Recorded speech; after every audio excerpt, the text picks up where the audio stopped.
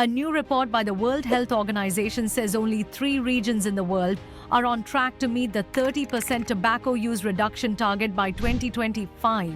These are Africa, the Americas, and Southeast Asia. The goal set under WHO's Global Action Plan for Non-Communicable Diseases aims to cut tobacco use by nearly a third between 2010 and 2025.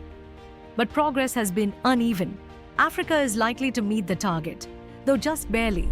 The region is expected to reach a 9.3% tobacco use rate by 2025, just under the target of 9.4%.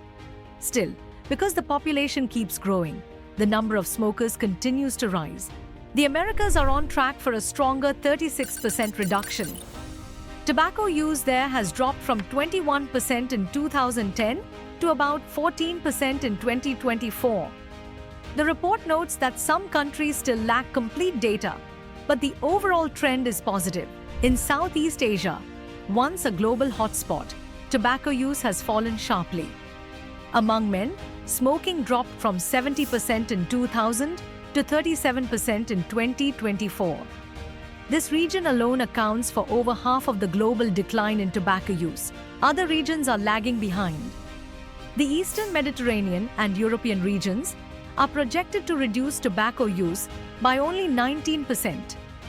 The Western Pacific region is doing even worse, with just a 12% reduction expected by 2025. In Europe, smoking rates fell from 35% in 2000 to 24% in 2024. But that still leaves the region short of its 2025 target. In the Western Pacific, tobacco use dropped slightly, from 26% in 2010 to 23% in 2024. Men in this region have the highest smoking rates in the world, at 43%.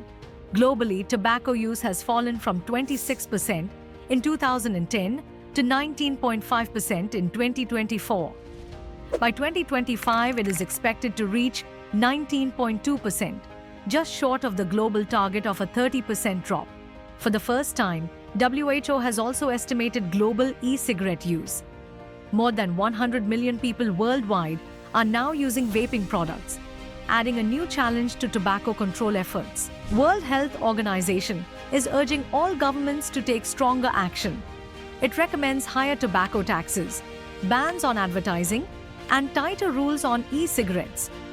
The agency also calls for more programs to help people quit smoking. According to WHO, these steps could save millions of lives and keep new generations free from tobacco addiction.